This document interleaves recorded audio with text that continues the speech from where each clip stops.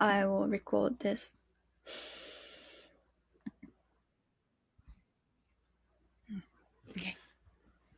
Okay, again, thank you for having me today. Happy to be here.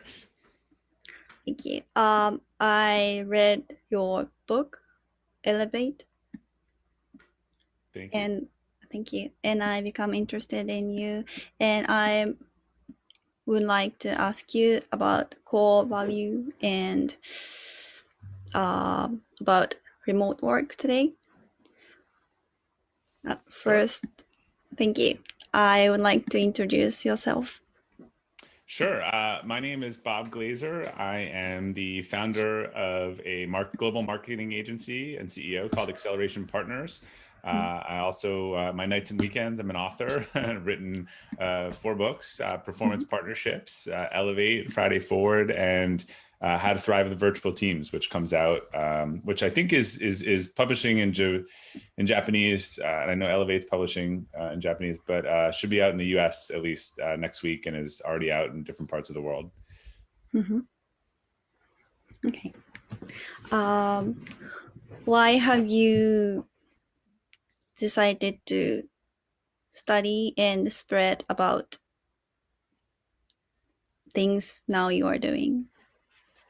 Yeah, I really enjoy building things, creating businesses. I think in the process of building a business over 14 years, learned some things about how to grow your team and people, and how to sort of get people to the next level. And that was the impetus for Elevate and the principles of capacity building.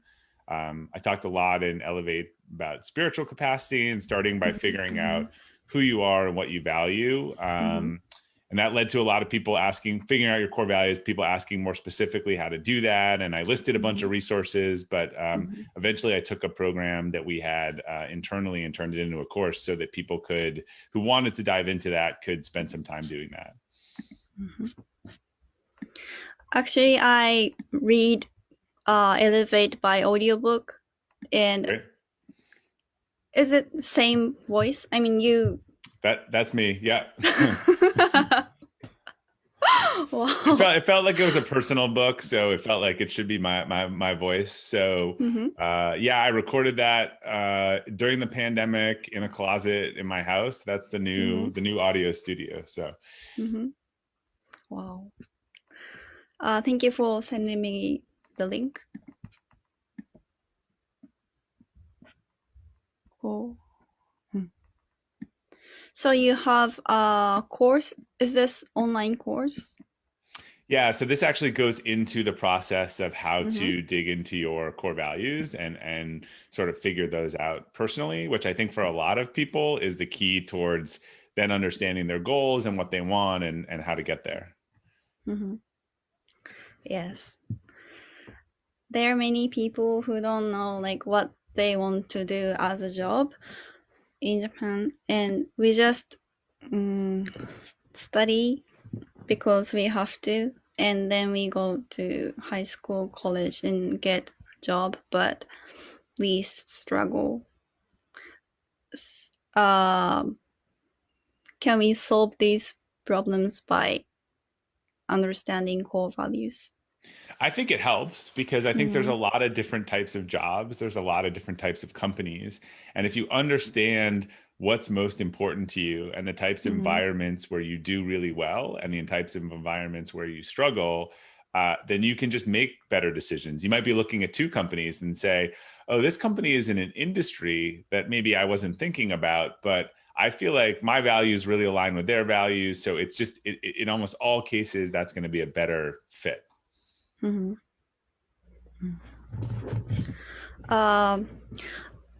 I saw the menu of the course, and they're like 40 minutes. How do you say? Segments, yeah. Segment. Piece, yeah. The whole course is only an hour. I think the work that you need to do is more than an hour, but it's only an hour to go through it and to get yourself started on the process.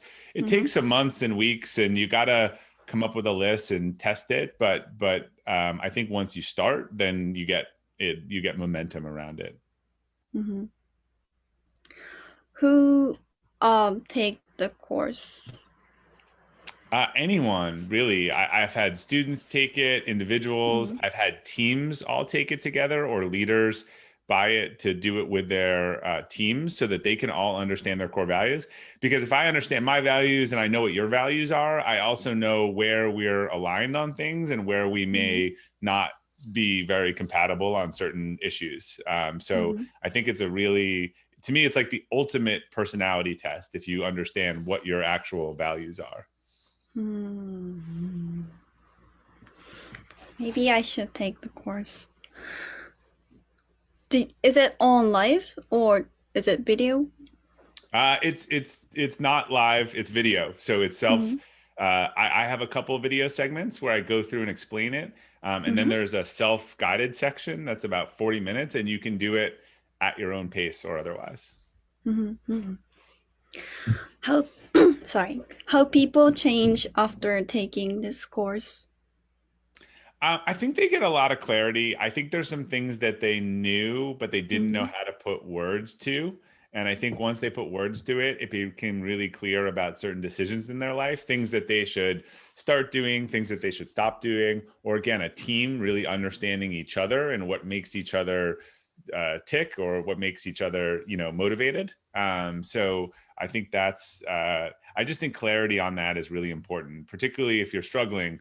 Again, what should my career be? What should I do? Like really looking at it from a who am I and what do I value? Because I think a lot of these things are very deep in us since our childhood. They come from parents and things that we're trying to do the same, maybe as families, things that we never want to repeat again that we experience. So, it's both of those. Is it only in English at the moment? It is only in English right now. If someone takes it out there is interested in translating, let me know and we can talk. Okay, thank you. I would also like to ask about your new course. Also, it's online, thriving in the virtual workplace.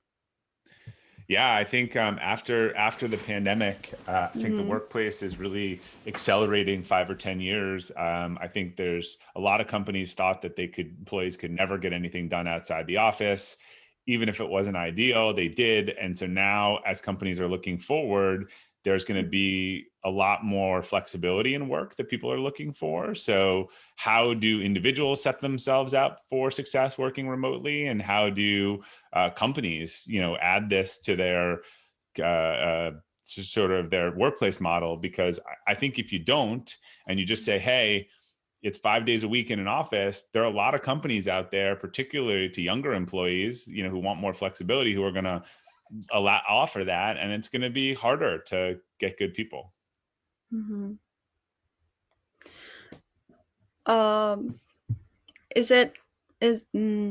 Do many companies are used to work remotely or I don't think so. I think in the US it was probably more than anywhere. It was just starting in Europe. I don't know as much about Asia. I think when people live in dense cities and smaller apartments, they tend to want to go into an office because that's all. It's not built for work. If you live in a suburb and you have a lot more space, then that's different. But I do think it's changing. I think this notion of flexibility, people who like to travel, move around, work from different places. I don't think a lot of companies know how to do this well, nor have they set up the systems. So in the book, I try to go through a lot of examples and case studies, and we've been remote for almost 14 years as a company. So we've learned a lot about sort of how to make that work in a way that's productive. A company where I used to work in Japan tried to do a remote thing, but it didn't really work. You have to support it. You have to have the right systems, the right training. There's a lot that goes into it rather than just saying to people, oh, you can work from home. And so that's really what the book tries to dive into. It's a very nice book. It is be published on June first? It's being published in North America on June 1st. It's already out in parts of Asia and Europe in English. Okay. And then I think there are translations coming out in Japanese and Chinese later this year. Okay. Wow. So Japanese publisher asked to translate in Japanese. Elevate just came out in Japanese, actually. I don't know if you saw that. Did you read it in English or Japanese? I read it in English. Yeah, I think it just came out in Japanese. I can find the link for you. And we're working on getting the that was Elevate, but we're working on getting the Virtual Teams book also in Japanese later this year. Okay. I didn't know about the Japanese book. I think it just hold on, I'll show you the I think it just came out very recently. I didn't even know it was out until someone sent it to me. I wonder if it's the same. You'll have to tell B. Okay. Here, I'll send you I think this is, I don't know if this link will work for you, but you can tell me if it comes up in Japan, but that's the Japanese version. It is Japanese version. Yeah. Wow. Thank you. You'll have to tell me if it says the same thing, since I can't read it. Okay.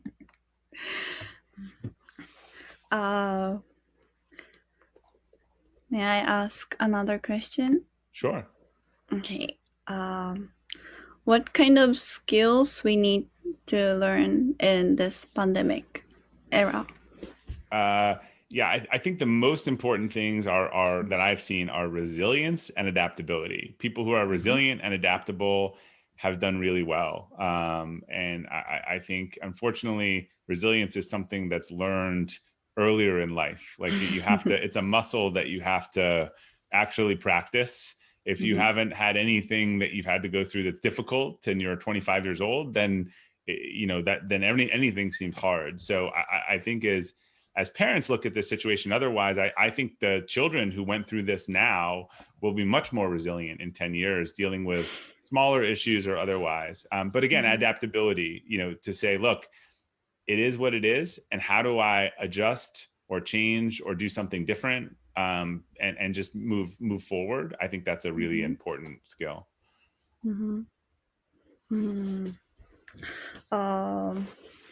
How can we get resilience and adaptability? I think adaptability is thinking forward and thinking about options and what you can control. Like, what do I don't control that there's a pandemic, but what do I control? What can I do now? Putting the decisions back on you to not feel like something else is happening to you.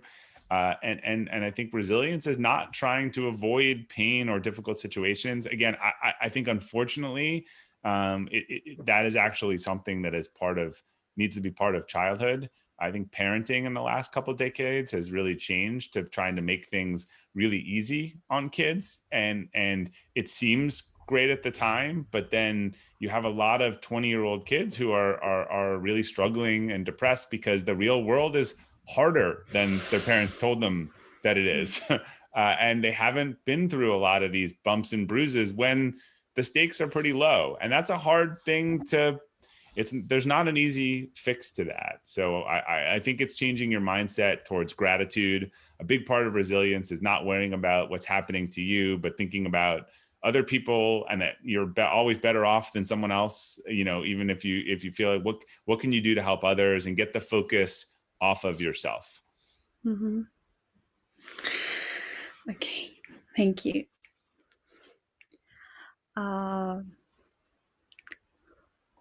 What is your dream? What is my dream? Like, what's a goal?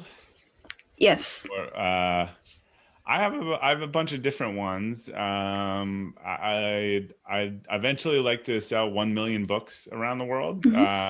So that's one of my goals. So getting all these translations and getting the word out there internationally is a big part of that. Do you have another one? Another book? Yeah, I'm working on a fiction book, but it's based on it's a parable. It's based on core values, but that will probably be a year or two away. Okay. So that will also translate it into many languages.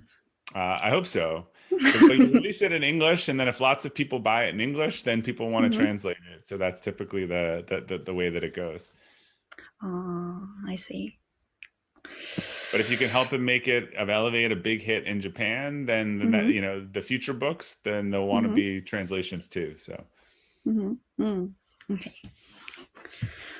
Your books are translated in many languages, but your course are not translated yet.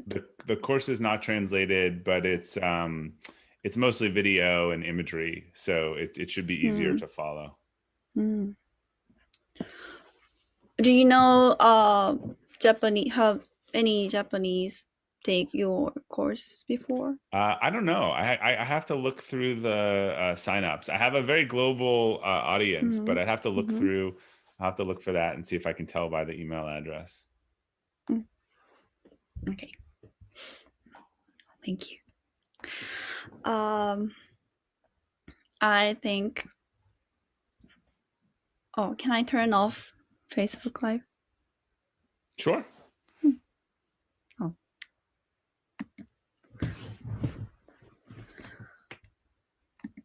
It still says live on Facebook. Sorry?